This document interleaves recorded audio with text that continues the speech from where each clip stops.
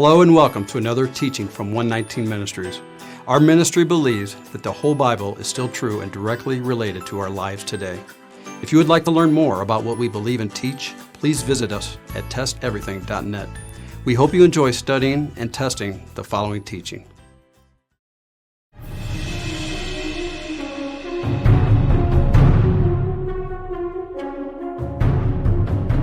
Be sober, be vigilant, because your adversary, the devil, walks about like a roaring lion, seeking whom he may devour. Warfare, the snapping of bullets zipping by your head, the whistle of incoming bombs, explosions and shrapnel piercing all around, the ground beneath you shaking, combat aircraft thrusting by so fast and loud that you could feel your insides rumble within. Wounded and dead are all around. War. It's kill or be killed. There's no mistaking being in a war zone. For those of us who have never been there personally, we can only go on what movies or games present it as. But ask anyone who has been there in real life, and they'll tell you it's not pleasant. In fact, the common referral is, it's hell. But what about spiritual warfare? What's it look like? What are the sounds? How do we know when to take cover or to attack? How do we discern those ever so important questions? Have you truly even considered this? I mean, let's face it, we're in a war. The question is, where are you at in this war? Are you on the front lines? Are you in the medical ward? Do you even know your position?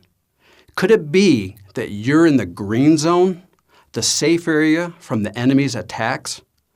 If so, allow me to remind you that if there are not enough fighters on the front lines, there will be no green zone, and the front lines will be right in front of you before you know it. 2 Corinthians chapter 10, verses 3 through 4.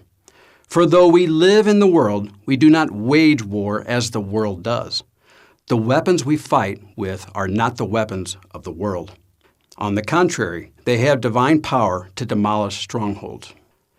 Because the war that we are to fight in is spiritual, we tend to spiritualize everything about the war.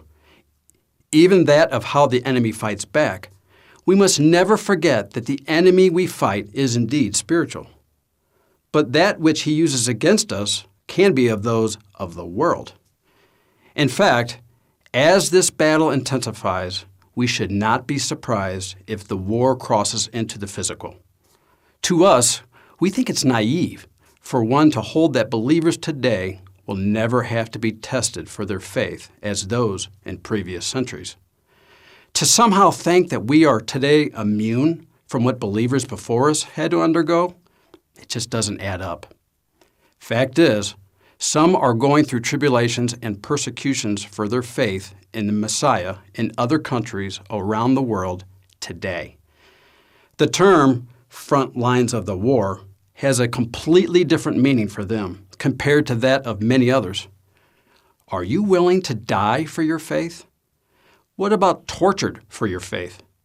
Everyone likes to refer to Hebrews 11 regarding all those who were commended for their faith and the great deeds that they have done through faith. But very rarely do you see a pastor or a preacher elaborate on verses 35 through 38. Let's read them. Hebrews chapter 11, verses 35 through 38. Women received back their dead, raised to life again. Others were tortured and refused to be released, so that they might gain a better resurrection. Some faced jeers and flogging, while still others were chained and put in prison. They were stoned, they were sawed in two, they were put to death by the sword. They went about in sheepskins and goatskins, destitute, persecuted, and mistreated. The world was not worthy of them. They wandered in deserts, mountains, and in caves, and holes in the ground. The world was not worthy of them. Wow, what a way to view it. The world was not worthy of them. Can this be said of you? It must be noted that these believers went through hell, if you will, and it wasn't even the end times. It is believed that all the disciples, except for John, was martyred. Again, it wasn't the end times. How many martyrs of the faith had there been thus far through history? All the while never being in the end times. And yet, now that it would seem that we are nearing the end times, so many hold to a belief that they will not have to undergo persecution for their faith. Consider this fact. Only 1/7 of the body of Messiah will be protected from the dragon in the end times. Only one of the 7 churches was promised that they would not see the time of testing as given in Revelation, the Church of Philadelphia. Revelation chapter 3, verse 10. Since you have kept my command to endure patiently, I will also keep you from the hour of trial that is going to come upon the whole world to test those who live on the earth. Of course, every church claims that they are the Church of Philadelphia.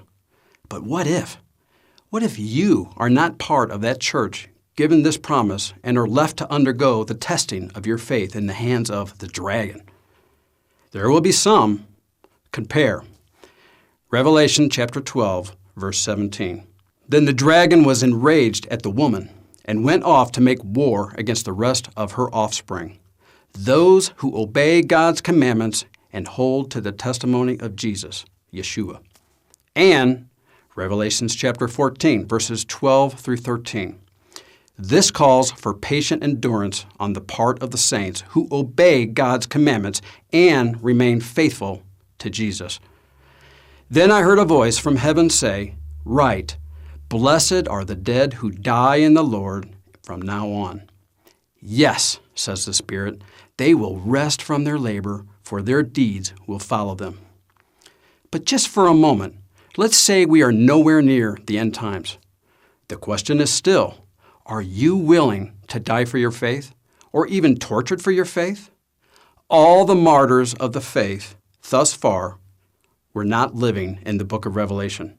Yet they experienced death and torture just the same. What if this would happen to you in your lifetime? Would you make it? Would you stand? It's a war zone. Where are you? Are you on the front lines? Or even behind the enemy lines? Or are you taking it easy in the green zone? Time can no longer be wasted. It's time to live life like you mean it. 1 Peter chapter 5, verse 8. Be sober, be vigilant, because your adversary, the devil, walks about like a roaring lion, seeking whom he may devour. Accuracy in life. Don't throw any shots. We hope that you have enjoyed this message, and remember, continue to test everything. Shalom.